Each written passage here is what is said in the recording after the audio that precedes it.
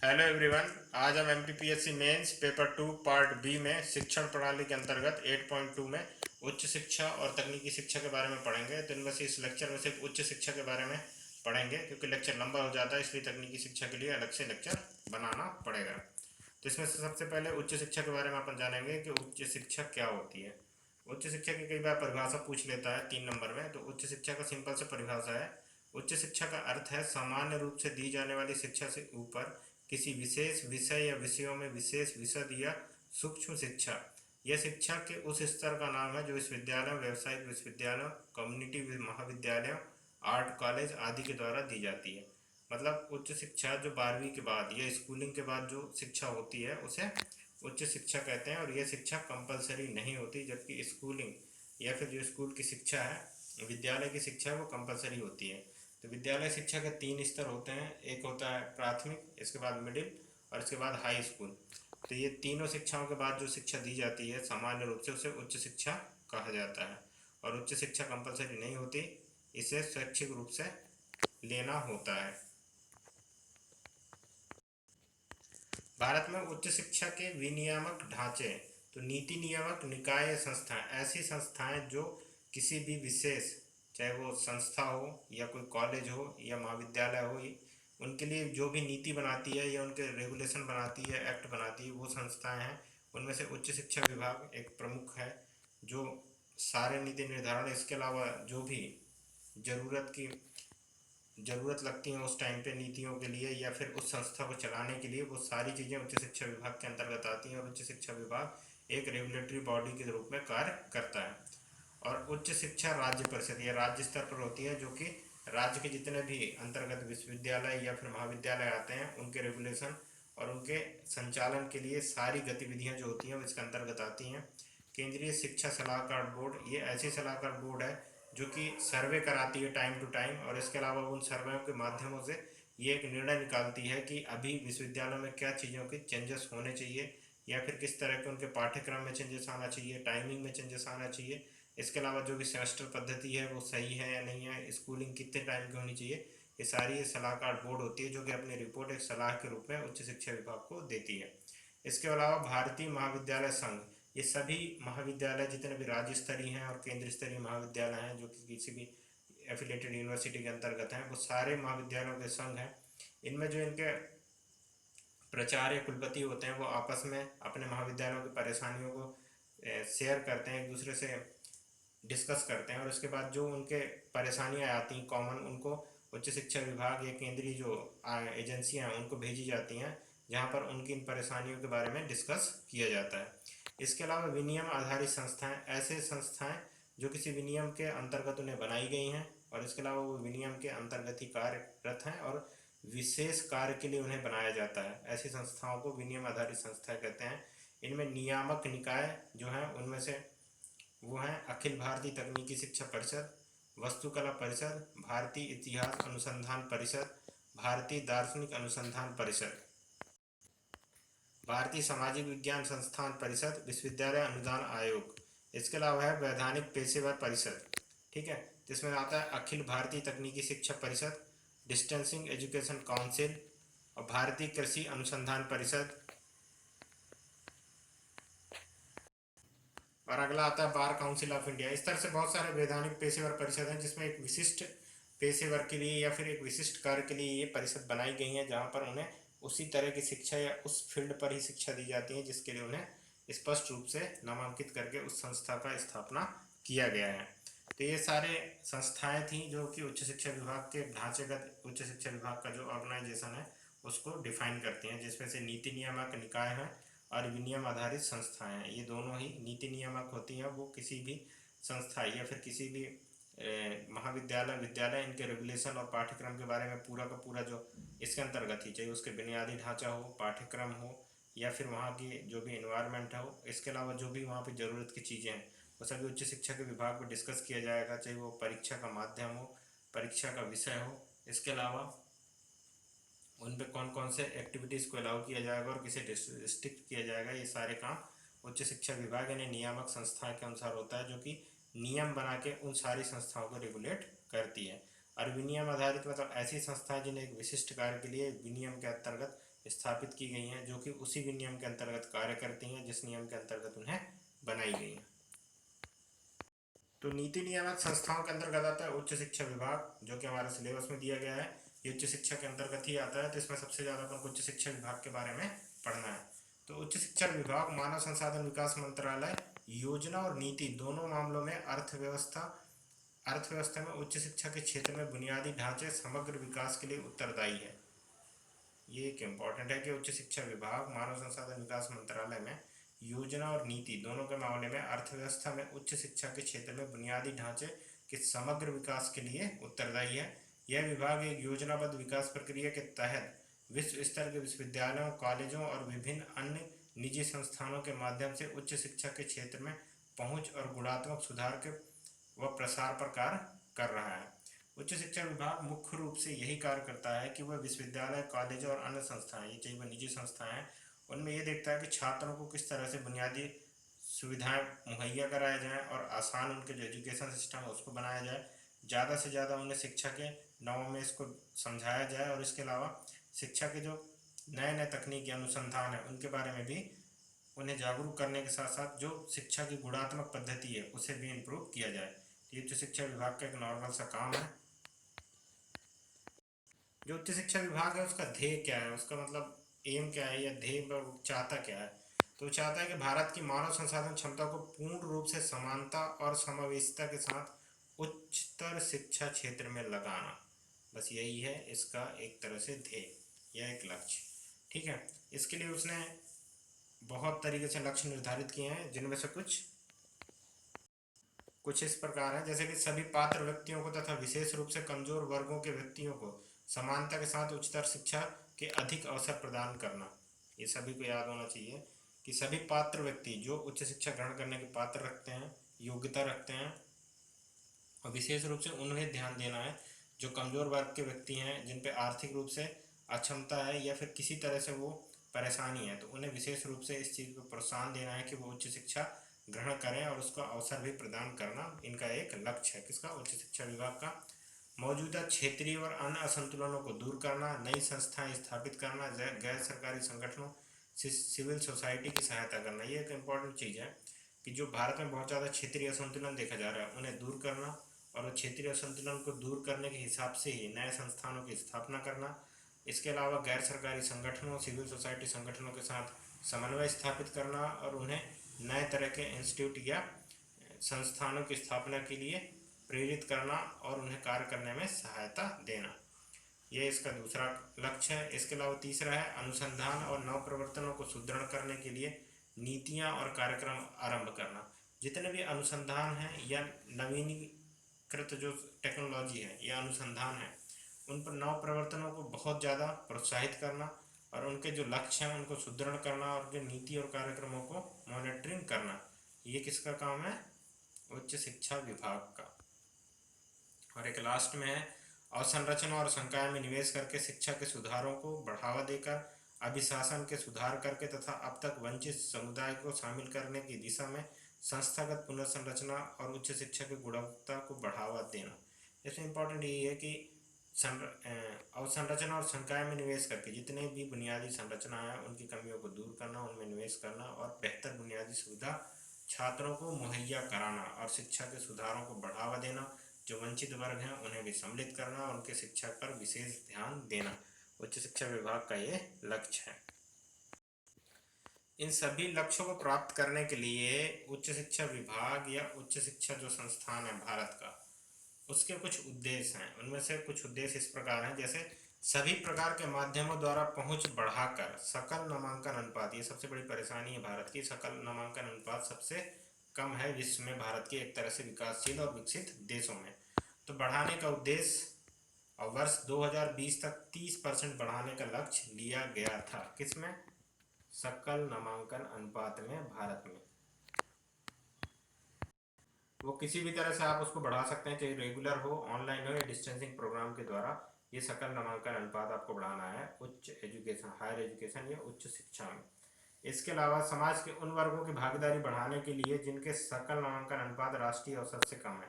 मतलब ये आपको सर्वे करके या फिर किसी तरह से आपको जनगणना करके जैसे भी आप डाटा जुटा सकते हैं, तो उसमें आपको उन वर्गों को विशेष रूप से फोकस करना है जिनका उच्च शिक्षा विभाग में नामांकन बहुत ही कम है, उस पर फोकस करना और उन्हें उच्च शिक्षा मुहैया कराना और उनके सारे संसाधन उन्हें उपलब्ध कराना।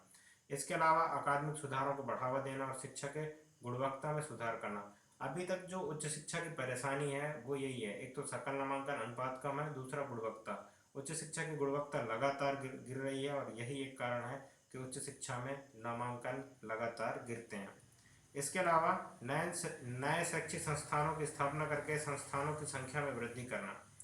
इम्पॉर्टेंट यही है कि नए शैक्षिक संस्थानों की स्थापना करना है, क्योंकि लगातार जनसंख्या बढ़ रहा है और जनसंख्या अनुपात में हमें नए शैक्षिक संस्थानों की आवश्यकता होगी और उन शैक्षिक संस्थानों में सभी तरह के मानकों को पूरा किया जाए और साथ ही साथ उनका विशिष्ट रूप से देखरेख के साथ जो नए शुरुआत हो रहे संस्थान उनमें अच्छे से अच्छे शिक्षकों की नियुक्ति की जाए, ताकि जो वहाँ के शैक्षिक स्तर है वो शुरू से ही बेहतर हो सके। इसके अलावा मौजूदा संस्थानों को बेहतर बनाना। जो संस्थान अभी वर्तमान में है उनमें जो भी कमियां, चाहे वो बुनियादी संरचना हो, शैक्षणिक पद्धति हो, पाठ्यक्रम में हो या फिर शिक्षकों की कमी से जूझ रही हो, ये सभी चीज़ों को दूर कर और एक बेहतर मॉडल के रूप में तैयार करना, जिससे कि जो मौजूदा संस्थान है उनके अनुरूप ही जो नए संस्थान बने वो इससे भी बेहतर बनाए जा सकें। उच्च शिक्षा में तकनीकी संचालित कक्षाओं के उपयोग को बढ़ावा देना। इम्पॉर्टेंट यही है कि उच्च शिक्षा जो संचालित होगा वो अब ऑनलाइन क्लासेस को बढ़ावा देना, टेली एजुकेशन को बढ़ावा देना। इसके अलावा ऐसे एजुकेशन को बढ़ावा देना जो नवोन्मेष को छात्रों तक पहुंचाए। व्यावसायिक शिक्षा और कौशल विकास को बढ़ावा देना। अभी तो ये कौशल विकास के क्षेत्र में भारत सरकार का कौशल विकास योजना भी चल रहा है, जिसमें बहुत सारे लोगों को ITI या प्रशिक्षण दिया जा रहा है। भारतीय भाषाओं में शिक्षा का विकास करना। जो उच्च शिक्षा है उसमें बहुत ज़्यादा अंग्रेजी को प्रेफरेंस दिया जा रहा है और अंग्रेजी के कारण ही बहुत सारे जो शिक्षित या विकसित किया जा रहा है उसमें भारतीय भाषाओं को भी शामिल किया जा रहा है, जिससे कि आगे की जो शिक्षा है या उच्च शिक्षा है वो व्यक्ति को उसके मातृभाषा में प्राप्त हो सके। इसके अलावा उच्च शिक्षा के क्षेत्र में अंतर्राष्ट्रीय सहयोग को बढ़ावा देना, लिंक अप बढ़ाना तथा ऐसे यूनिवर्सिटी या इंस्टीट्यूटों की सहायता लेना जो कि नए टेक्नोलॉजी या नए अनुसंधान पर कार्य कर रहे हों, साथ ही साथ नए अनुसंधान या नवोन्मेष का प्रयोग कॉलेज में कर रहे हैं और उनके उपयोग को बढ़ावा देना। तो ये पूरा के पूरा क्या है, लक्ष्य हैं किसके, उच्च शिक्षा विभाग या भारत के उच्च शिक्षा के। इसके अलावा भारत का उच्च शिक्षा तंत्र का विहंगावलोकन, मतलब अभी तक भारत का उच्च शिक्षा विभाग है उसकी सरसरी अवलोकन कर लिया जाए कि वो किस तरह से होता है। एक विहंग अवलोकन होता है और एक सिंह अवलोकन होता है। सिंह अवलोकन में आगे पीछे सभी चीज़ों को तार्किक रूप से देखते हैं और विहंग अवलोकन में अपन सिर्फ सरसरी निगाह से देख लेते हैं कि कितनी चीज़ें बदली हैं और क्या इम्पोर्टेंट है। तो इसमें कुछ तथ्य हैं जो कि भारत का उच्च शिक्षा तंत्र है उसके बारे में अपन देखते हैं। जैसे कि पहला है, जनसंख्या की दृष्टि से देखा जाए तो भारत की उच्चतर शिक्षा व्यवस्था अमेरिका चीन के बाद तीसरे स्थान पर आती है। द टाइम्स विश्व यूनिवर्सिटी रैंकिंग 2020 के अनुसार यूनाइटेड किंगडम की यूनिवर्सिटी ऑफ ऑक्सफोर्ड शीर्ष पर है, जबकि दुनिया के शीर्ष 200 विश्वविद्यालयों में भारत का एक भी विश्वविद्यालय नहीं है। और इसलिए भारत के शिक्षा व्यवस्था की वास्तविक स्थिति को समझने के लिए तथ्यों पर विचार होना जरूरी है। भारत सबसे बड़ा लोकतंत्र है, सबसे बड़ी जनसंख्या है, साथ ही साथ आकार में भी काफ़ी बड़ा देश है और यहाँ पे विभिन्नताएं भी काफ़ी मिलती हैं और शिक्षा का स्तर भी काफ़ी अच्छा है कई यूनिवर्सिटीज़ में। लेकिन अभी भी जो भी कॉलेज और यूनिवर्सिटीज़ हैं वो बुनियादी ढांचा या फिर अच्छे फैकल्टी, अच्छे टीचरों की कमी से जूझने की वजह से आज भी वो ये जो भी विश्व लेवल की जितने भी विश्वविद्यालय हैं उन पर पिछड़ जाते हैं और आज भी उनका नाम वहाँ पर नहीं होता। आगे है, स्कूली शिक्षा हासिल करने वाले 9 छात्रों में से एक ही महाविद्यालय पहुंच पाता है। ये बहुत ही बुरी कंडीशन है भारत की। मतलब 9 छात्र अगर स्कूल में दाखिला नामांकन होता है तो उनमें से एक छात्र ही उच्च शिक्षा ग्रहण कर पाता है। भारत में उच्च शिक्षा के लिए रजिस्ट्रेशन कराने वाले छात्रों का अनुपात दुनिया में सबसे कम है। कम है यानी कि 11% है, जबकि USA में यह अनुपात 83% है। कितना ज़्यादा डिफरेंस है। 11% लोग ही उच्च शिक्षा के लिए नामांकन कराते हैं कहाँ पे, भारत में। और वहीं अमेरिका में 83% लोग उच्च शिक्षा ग्रहण करने के लिए अपना नामांकन कराते हैं। इस अनुपात को 15% तक ले जाने के लक्ष्य को प्राप्त करने के लिए भारत भारत सरकार को 2,26,410 करोड़ की आवश्यकता होगी और इसका निवेश करना होगा, तभी वो 11 से 15% का जो नामांकन है वो बढ़ पाएगा। लेकिन बजट 2020 में शिक्षा के लिए 99,300 करोड़ का आवंटन किया गया है और उसमें भी उच्च शिक्षा में 39,466 करोड़ का आवंटन किया गया है, जो कि बहुत कम धनराशि है। और इस हिसाब से अगर उच्च शिक्षा विभाग में नामांकन बढ़ाएगी सरकार तो लगभग 50 से 60 साल तो आराम से लग जाएंगे। इसके अलावा हाल ही में नैसकॉम और मैक्सिम द्वारा किए गए शोध के अनुसार मानविकी विषयों में 10 में से 1, ये बहुत इंपॉर्टेंट है, ठीक है, मानविकी विषयों में 10 में से 1 और इंजीनियरिंग की डिग्री ले चुके छात्रों में 4 से 1 भारतीय ही नौकरी पाने योग्य पाए गए। बाकी जो शिक्षा ग्रहण आपने किया है वो आपने तो रट के किया है या आपके अंदर वो क्वालिटी नहीं है, जो डिग्री आप रखते हैं उस डिग्री के आप काबिल नहीं है। तो 4 में से 1 ही स्टूडेंट ऐसा है जिसे मार्केट में जॉब मिल जाएगी और बाकी 10 में से 1 ऐसा छात्र है जो नौकरी के काबिल होता है। बाकी शिक्षा तो होती है, डिग्री होती है, लेकिन वो नौकरी के काबिल नहीं होते।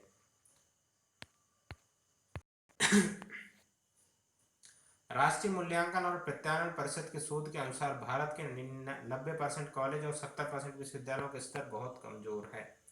ये बहुत बार ये वाला क्वेश्चन उठता है, जब हर बार के सर्वे पर ये देखा गया है जो विश्वविद्यालय है वो 90% विश्वविद्यालय, 70% विश्वविद्यालय और 90% कॉलेजों की स्थिति बहुत दयनीय है। ये बहुत सारे प्रॉब्लमों से जूझ रहे हैं, जैसे कि बुनियादी संरचना, इसके अलावा परीक्षा का जो संचालन है उस पर, इसके अलावा पाठ्यक्रम पर, इसके अलावा शिक्षकों के अनुपलब्धता जैसी चीज़ों के लिए बहुत ज़्यादा परेशान हैं। भारतीय शिक्षण संस्थानों में शिक्षकों की कमी प्रत्यक्ष उदाहरण है भारतीय प्रौद्योगिकी संस्थान, जहाँ 15 से 25% तक शिक्षकों की कमी है। सबसे बड़े प्रौद्योगिकी संस्थान और सबसे बड़े कॉलेज या यूनिवर्सिटी का ये हाल है कि वहाँ पर 25% सीटें अभी भी खाली हैं। तो दिखाता है कि भारत की शिक्षा कितनी पिछड़ी हुई है। इसके अलावा भारतीय विश्वविद्यालय औसतन हर 5 से 10 वर्ष में अपना पाठ्यक्रम बदलते हैं, लेकिन अपने इसके बावजूद भी मूल उद्देश्य पूरा करने में सक्षम नहीं हो पाते। जितने भी पाठ्यक्रम बदले जाते हैं वो हमेशा देखा गया है कि विश्वविद्यालय 5 या 10 साल में वो पाठ्यक्रम बदल देगा, लेकिन वो पाठ्यक्रम बदलने के बाद भी वो अपने उद्देश्य से कहीं कोसों दूर रह जाता है और वो उद्देश्य को प्राप्त नहीं कर पाता। भारतीय छात्र विदेशी विश्वविद्यालयों में पढ़ने के लिए प्रत्येक वर्ष $7 अरब, इतनी रकम हम बाहर पढ़ाई करने के लिए प्रति वर्ष देते हैं, यानी करीब 43,000 करोड़ रुपए खर्च करते हैं, क्योंकि भारतीय विश्वविद्यालयों में पढ़ाई का स्तर बहुत ही निम्न है, जो कि एक बेहतर नागरिक भी नहीं बना सकता। विश्वविद्यालय स्तरीय संस्थाओं के प्रमुख घटक हैं, तो उसमें सबसे पहला आता है केंद्रीय विश्वविद्यालय। केंद्रीय विश्वविद्यालय क्या होते हैं? तो केंद्रीय अधिनियम द्वारा स्थापित अथवा नियमित विश्वविद्यालय केंद्रीय विश्वविद्यालय कहलाते हैं। राज्य विश्वविद्यालय प्रांतीय अधिनियम अथवा राज्य अधिनियम द्वारा स्थापित और निगमित विश्वविद्यालय प्रांतीय विश्वविद्यालय कहलाते हैं। जो केंद्रीय विश्वविद्यालय हैं उनका 100% 100% खर्च कौन उठाता है? केंद्र। और राज्य के जो विश्वविद्यालय हैं उसमें राज्य द्वारा, राज्य सरकार के द्वारा इनके खर्च को 100% उठाया जाता है। इसके अलावा निजी विश्वविद्यालय ऐसा विश्वविद्यालय जो किसी प्रयोजक निकाय अर्थात सोसाइटी पंजीकरण अधिनियम 1860, बहुत जगह आता है सोसाइटी पंजीकरण अधिनियम 1860, अथवा राज्य में उस समय लागू किसी अन्य संबंधित कानून के तहत पंजीकृत सोसाइटी अथवा सार्वजनिक न्यास अथवा कंपनी अधिनियम 1956 की धारा 25 के अंतर्गत, ये भी इंपॉर्टेंट है, कंपनी अधिनियम 1955 की धारा 25 के अंतर्गत पंजीकृत कंपनी द्वारा स्थापित किया गया है।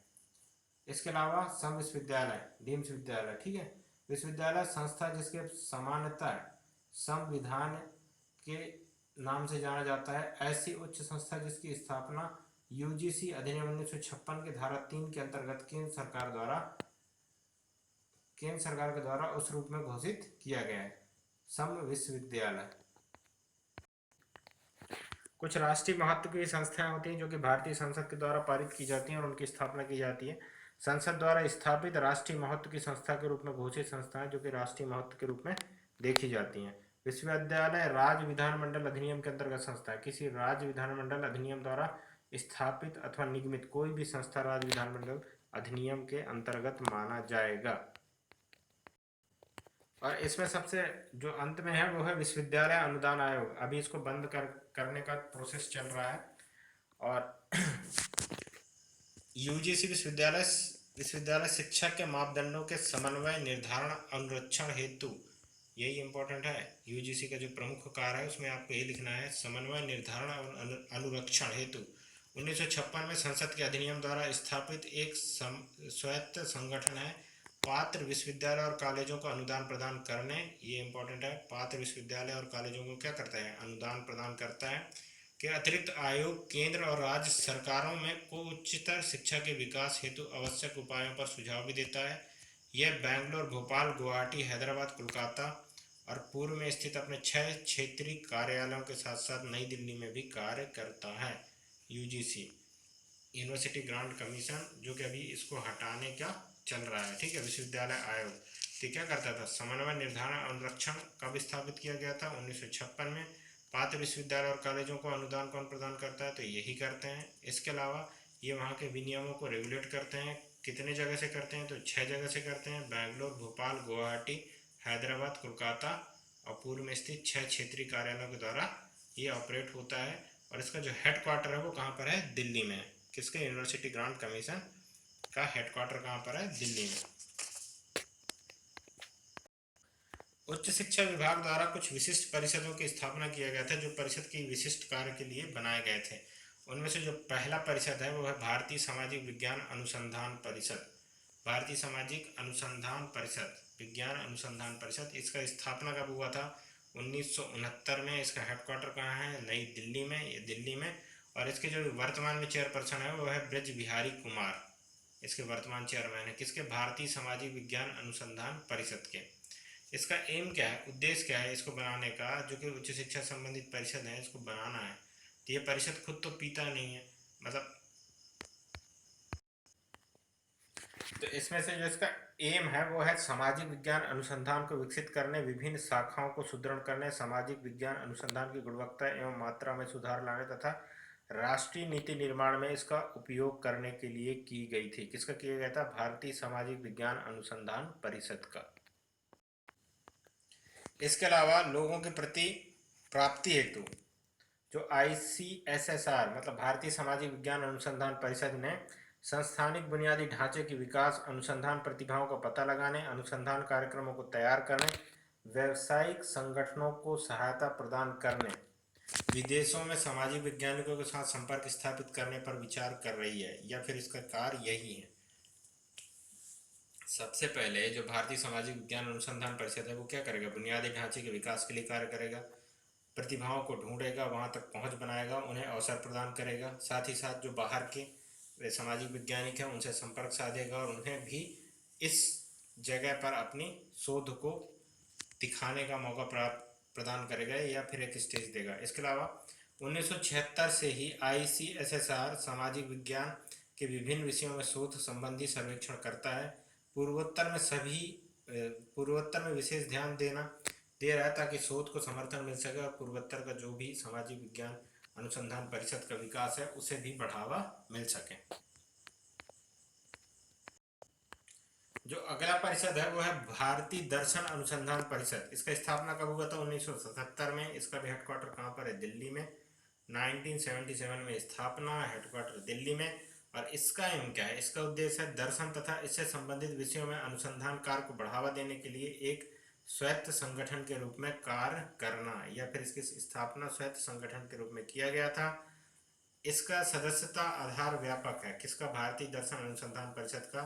इसमें गणमान्य दार्शनिक, जो भी दार्शनिक हैं जो दर्शन के क्षेत्र पर कार्य कर रहे हैं, वो सामाजिक वैज्ञानिक महाविद्यालय अनुदान आयोग, भारतीय इतिहास अनुसंधान परिषद, भारतीय विज्ञान अकादमी और केंद्र सरकार और यूपी सरकार, ये सभी इसके सदस्य हैं। पूछ लेगा इनमें से कोई भी कि कौन कौन सदस्य हैं, या फिर भारतीय दर्शन अनुसंधान परिषद को भी पूछा जा सकता है, किसमें, मेंस में। और इसके अलावा भारतीय विज्ञान दर्शन तथा संस्कृति की इतिहास परियोजना, इसकी स्थापना 1990 में हुआ था। तब ये किसके अंतर्गत कार्य करता था, तो ये करता था भारतीय दर्शन अनुसंधान परिषद के अंतर्गत एक कार्यरत था। लेकिन 1997 में भारतीय विज्ञान दर्शन एवं संस्कृति की इतिहास परियोजना या परिषद को 1997 में स्वतंत्र रूप से स्थापित कर दिया गया था। तो ये परिषद होगा, इतिहास परिषद। और इसका लक्ष्य क्या है, एम क्या है, तो इसका अंतर विषयक अध्ययन करना ताकि विज्ञान, दर्शन तथा संस्कृति के मध्य अंतर संबंध जैसे भारतीय सभ्यता में लंबे समय से इतिहासों में विकसित किया गया है उसे भी समझा जा सके और उनका अध्ययन किया जा सके। अंतर विषयक अध्ययन करना ताकि विज्ञान, दर्शन तथा संस्कृति के मध्य अंतर संबंध स्थापित किए जा सकें। जो अगला परिषद है वो है भारतीय इतिहास अनुसंधान परिषद ICAR। स्थापना कब हुआ था? 1972 में। ये भी एक स्वायत्त संस्था है। स्थापना सोसाइटी पंजीकरण अधिनियम 1860 के तहत किया गया था। इसको भी मैं बता दूंगा, सोसाइटी पंजीकरण अधिनियम 1860 बहुत बार आएगा, तो इसको एक अलग से ही एक्ट के बारे में जब पढ़ेंगे तो पढ़ लेंगे। इसका क्या उद्देश्य था? तो इसका उद्देश्य था इतिहास अनुसंधान को सही दिशा देना, इतिहास के यथार्थ एवं वैज्ञानिक लेखन को बढ़ावा तथा प्रोत्साहन देना। इम्पोर्टेंट यही है, ठीक है। इस इतिहासकारों के विचारों का आदान प्रदान तथा एक मंच में लाना, इतिहास शोध को बढ़ावा देना, संगठनों एवं संस्थाओं का सहयोग करना, और इसके अलावा कला, साहित्य, दर्शन, पूरा लेखन शास्त्र और मुंड शास्त्र, पुरातत्व विज्ञान, इन पर भी जो वर्तमान की पीढ़ी है उन्हें ज्ञान देना और उनके नए नए तथ्यों के बारे में जानकारी इकट्ठा करना। यह है भारतीय इतिहास अनुसंधान परिषद के कार्य। राष्ट्रीय ग्रामीण संस्थान परिषद स्थापना कब हुआ था? 1995 में। हेडक्वार्टर कहाँ है? हैदराबाद में ये परिषद, ठीक है। ये भी पूछा जा सकता है राष्ट्रीय ग्रामीण संस्थान परिषद कहाँ है? हैदराबाद में। केंद्र सरकार द्वारा पूर्णतः वित्त पोषित एवं पंजीकृत स्वायत्त सोसाइटी है। कौन सा? राष्ट्रीय ग्रामीण संस्थान परिषद। इसके अलावा इसके लक्ष्य क्या है? तो लक्ष्य है शिक्षा के लिए महात्मा गांधी के अभिकल्पना की तर्ज पर ग्रामीण उच्चतर शिक्षा को बढ़ावा दिया जाए। यही एक इम्पॉर्टेंट है। ग्रामीण शिक्षा के लिए किसको सोचा जा रहा है? तो वो सोचा जा रहा है राष्ट्रीय ग्रामीण संरचना परिषद। इससे ग्रामीण क्षेत्रों में परिवर्तन लाया जा सकेगा, ऐसा सरकार मानती है। राष्ट्रीय ग्रामीण संस्थान परिषद। अब भारत में उच्च शिक्षा की प्रमुख चुनौतियां क्या है? मतलब उच्च शिक्षा किन किन चुनौतियों के कारण आगे प्रमोट नहीं कर पा रहा है या फिर उस हिसाब से गुणवत्तापूर्ण शिक्षा नहीं दे पा रहा है जो कि मार्केट में डिमांड हो, या फिर लोगों को वो स्थिति नहीं पैदा कर पा रहा है जो कि सही तरीके से उन्हें शिक्षित किया जा सके। तो जो इसकी चुनौतियां हैं उसमें निम्न सकल नामांकन दर, इसका नामांकन ही कम हुआ है। उच्च शिक्षा रिपोर्ट 2018-19 के अनुसार सकल नामांकन अनुपात 26.3% है, जो सबसे कम है विकसित और विकासशील देशों में। कब का ये डाटा है? तो ये डाटा है 2018-19 का। तो इम्पोर्टेंट है, ये पूछा भी जा सकता है डायरेक्ट।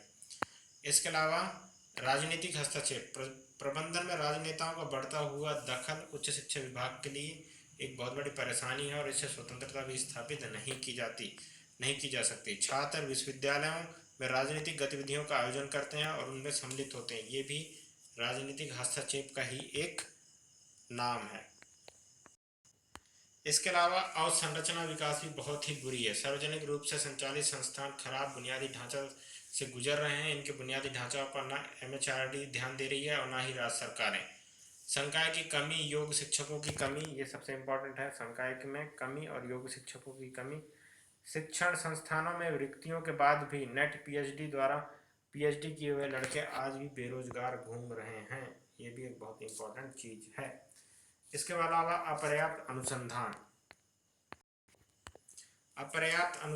संस्थानों में अनुसंधान पर पर्याप्त ध्यान केंद्रित नहीं किया जाता। छात्रों को सलाह देने के लिए पर्याप्त संसाधन और सुविधाओं का अभाव है। ये एक इम्पॉर्टेंट है जिसके कारण अपर्याप्त संसाधन है।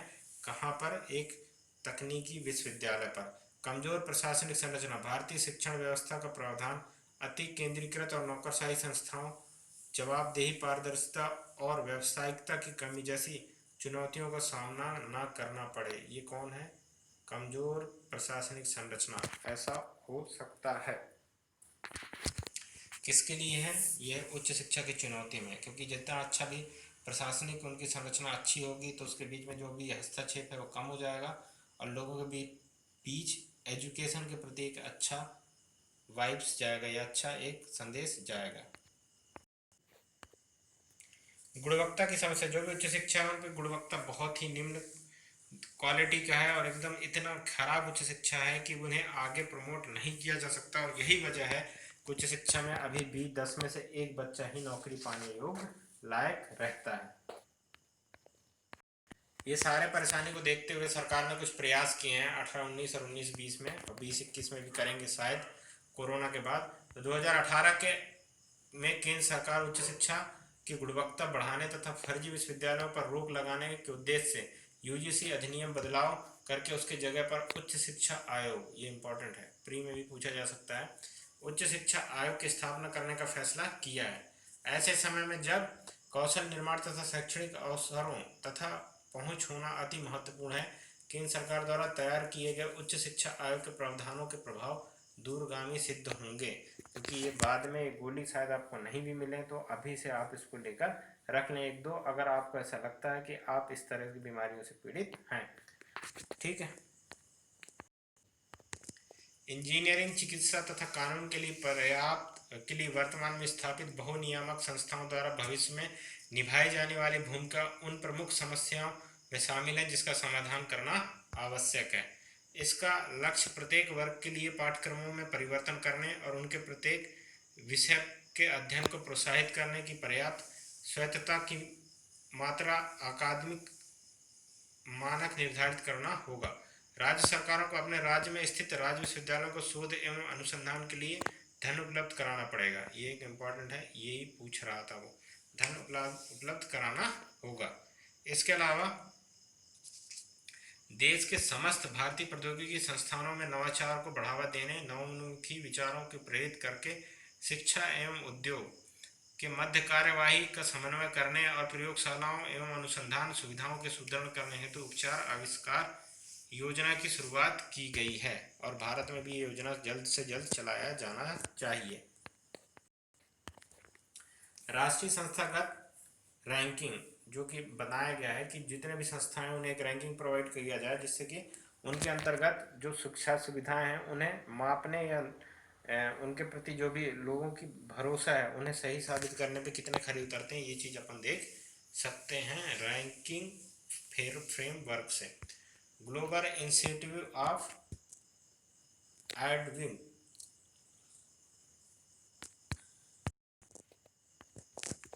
राष्ट्रीय उच्चतर शिक्षा अधिनियम रूसा, इसके बारे में पढ़ लो, ये भी पूछा जा सकता है। रूसा एक केंद्र प्रायोजित योजना है जो पात्र राज्य उच्चतर शैक्षणिक संस्थानों के वित्त पोषित करने के उद्देश्य से वर्ष 2013 में प्रारंभ किया गया था। रूसा का फुल फॉर्म, ये रूसा ही पूछा जाता है। रूसा का फुल फॉर्म है राष्ट्रीय उच्चतर शिक्षा अभियान। केंद्रीय वित्त पोषण सामान्य वर्ग के राज्यों के लिए 65 से 35 के मध्य के अनुपात में और विशेष वर्ग के राज्यों के लिए 90 से 10 अनुपात में मापदंड आधारित और आउटक्रम अध्ययन होगा। चिन्हित संस्थानों में पहुंचने से पहले नियमन केंद्रीय गंगा मंगलाय से राज्य सरकारों संघ शासित प्रदेशों के मध्य से राज्य उच्चतर शिक्षा परिषदों को जाता है और राज्य उच्चतर शिक्षा योजनाओं को के संतोषजनक मूल्यांकन के आधार पर राज्यों को निश्चित दिया जाता है, और जो उच्चतर शिक्षा के समानता, पहुंच और उत्कृष्टता के मामलों को सुलझाने के लिए राज्य के कार्य योजना की व्यवस्था भी करता है। यह क्या राष्ट्रीय उच्चतर शिक्षा अभियान रूसा के तहत ही बनाया जाता है। अब जो राष्ट्रीय उच्चतर शिक्षा अधिनियम है रूसा, उसके उद्देश्य क्या है, एम क्या है, तो निर्धारित मापदंडों को सुनिश्चित करते हुए राज्य उच्च शिक्षा संस्थानों की गुणवत्ता में सुधार करना पहली चीज है।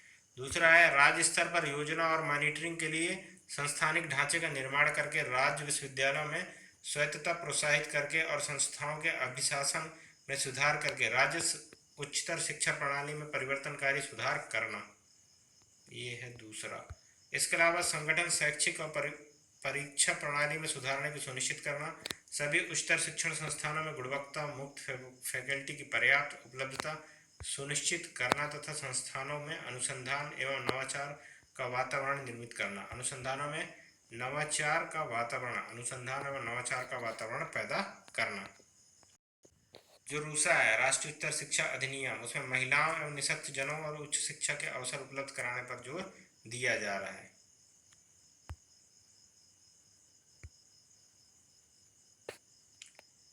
ठीक है, अब इसके घटक क्या हैं, तो रूसा के वर्तमान समस्त कॉलेजों के प्रोन्नयन और कॉलेजों के सामूहिक परिवर्तन द्वारा नए विश्वविद्यालयों को स्थापित करेगा। यह नए मॉडल कॉलेज, नए व्यावसायिक कॉलेजों को स्थापित करेगा और विश्वविद्यालय और कॉलेजों को अवसंरचनात्मक सहायता प्रदान करेगा। संकाय भर्ती सहायता, संकाय सुधार कार्यक्रम और शैक्षिक प्रशासकों के नेतृत्व संबंधी विकास भी प्रयोजन के महत्वपूर्ण भाग हैं। कौशल विभाग को बढ़ाने के लिए पॉलिटेक्निक की वर्तमान केंद्रीय योजना के रूप में रूसा को प्रस्तुत किया गया है। इसके अतिरिक्त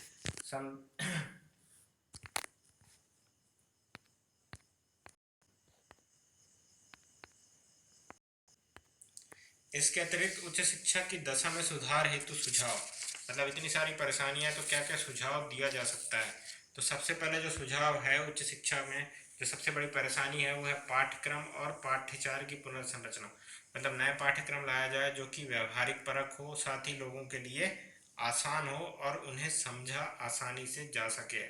भाषा, भाषा में क्या है, मातृभाषा को ही वैल्यू देना चाहिए, क्योंकि भाषा अध्ययन एवं अनुसंधान को प्रोत्साहन देता है। और जो भी दिमाग में आपका चीज़ें आएंगी, आप कितने भी अच्छा इंग्लिश स्पीकर हैं, लेकिन आपके दिमाग में जो चीज़ें आएंगी वो आपके मातृभाषा में ही आएंगी, इसलिए भाषा बहुत इंपॉर्टेंट है। शोधकार, शोधकार जो होता है वो उसमें से 2.1% शोध कार्य में लगाया जाता है भारत में, जबकि 15% के आसपास चीन में लगाया जाता है। शिक्षक की गुणवत्ता बढ़ाने होती है। आधुनिक ज्ञान, कुशलता एवं क्षमता समानता में व्यापक अर्थ, ये इसके शिक्षक की गुणवत्ता बढ़ाने हेतु आधुनिक ज्ञान, कुशलता, क्षमता, समग्रता और पाठ्यक्रम पर कार्य। शिक्षा की स्वायत्तता, स्वायत्तता के साथ जवाबदेही सुनिश्चित करनी चाहिए। शिक्षा जितना भी स्वायत्त होगा अच्छी बात है, लेकिन इसकी जवाबदेही बहुत ही स्ट्रांग होनी चाहिए, क्योंकि बिना जवाबदेही की कोई भी डीन या फिर कोई भी कुलपति अपने विश्वविद्यालय के प्रति उतना ही अग्रसर नहीं होगा जितना वो नौकरी पाते टाइम हुआ था। आर्थिक व्यवस्था, जीडीपी का 6% शिक्षा पर खर्च होना चाहिए और उच्च शिक्षा में 1.5, लेकिन ऐसा नहीं हुआ और उससे ज़्यादा कहीं एक्सीडेंट हो गया, अभी बच्चे परेशान हैं। पिछड़े छात्रों पर शुल्क सरकार द्वारा वहन करेगी। आर्थिक जो व्यवस्था कर रही है उसमें जो पिछड़े लोग हैं, उसमें से महिलाएं हैं और कुछ बच्चे हैं और विकलांग हैं, उनकी जो पूरी फीस है वो कौन ग्रहण करेगा, वो करेगा आर्थिक व्यवस्था। व्यवसाय शिक्षा को बढ़ावा देना, शिक्षकों के रिक्त पदों की पूर्ति अतिशीघ्र करना, ये इंपॉर्टेंट है। ठीक है।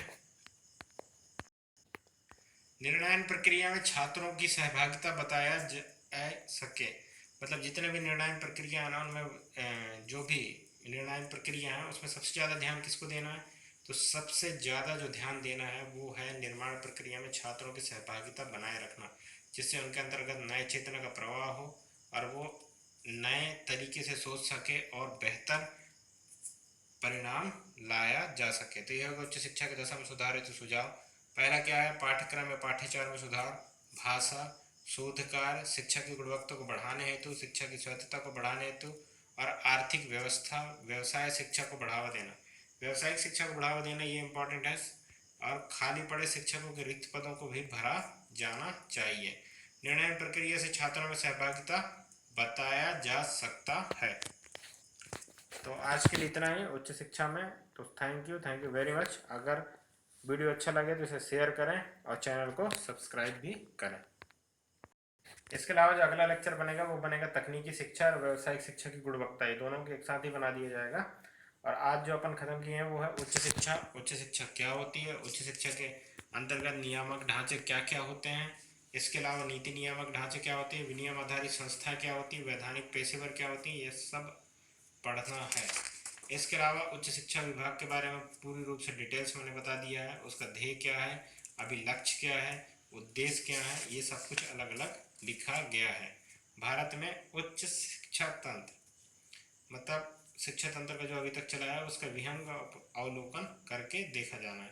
तो उसमें सबसे फिक्स वही है कि उच्चतर शिक्षा व्यवस्था अमेरिका और चीन के बाद तीसरे स्थान पर आती है द टाइम्स यूनिवर्सिटीज शीर्ष रैंकिंग पर। आज इस दुनिया के शीर्ष 500 विश्वविद्यालयों में भारत का एक भी विश्वविद्यालय नहीं है, इसलिए भारत के शिक्षा व्यवस्था की वास्तविक स्थिति को समझने में बहुत परेशानी हो रही है। साथ ही उस चीज़ को नहीं समझा जा सकता जो कि किया गया है। इसके अलावा केंद्रीय विश्वविद्यालय, राज्य विश्वविद्यालय, निजी विश्वविद्यालय, सम विश्वविद्यालय, राष्ट्रीय महत्व की संस्थाएं, विश्वविद्यालय, राज्य विधानमंडल या अधिनियम के अंतर्गत संस्थाएं, तो ये इंपॉर्टेंट है। इसके अलावा उच्च शिक्षा से संबंधित परिषद, तो कौन कौन से परिषद हैं? तो भारतीय सामाजिक विज्ञान अनुसंधान परिषद, भारतीय दर्शन अनुसंधान परिषद और भारतीय दर्शन तथा संवर्धन अनुसंधान परिषद, भारतीय इतिहास अनुसंधान परिषद, ग्रामीण राष्ट्रीय ग्रामीण संस्थान परिषद, ये इंपॉर्टेंट है। इसके अलावा उच्च शिक्षा की प्रमुख चुनौतियां क्या क्या हैं? तो निम्न सकल नामांकन दर, राजनीतिक हस्तक्षेप, खराब अवसंरचना और सुविधा, अपर्याप्त अनुसंधान, कमजोर प्रशासनिक संरचना, गुणवत्ता की समस्या। और सरकार द्वारा आगे कुछ कार्य किए गए हैं, जिनमें से केंद्र और राज्य सरकार की गुणवत्ता बढ़ाने के लिए फर्जी विधायकों पर रोक लगाने और यूजीसी अधिनियम में बदलाव करके इसके जगह पर उच्च शिक्षा आयोग की स्थापना करने का फैसला लिख दिया जाए। इंजीनियरिंग, चिकित्सा तथा कानून के लिए वर्तमान में स्थापित बहुत सी संस्थान द्वारा भविष्य में निभाई जा सकने वाली भूमि उन प्रमुख समस्याओं को शामिल किया जा रहा है। इसके अलावा उच्चतर शिक्षा अभियान रूसा, ये भी बहुत इंपॉर्टेंट है। इसमें सबसे इंपॉर्टेंट है समान वर्ग के जो कॉलेज हैं उसमें 65-35 का अनुपात होगा और जो नॉर्मल या विशिष्ट है उन्हें 90-10 के अनुपात में पैसे खर्च करने होंगे। तो उच्च शिक्षा में इतना ही। तो थैंक यू वेरी मच। अगर वीडियो अच्छा लगे तो इसको शेयर जरूर करें।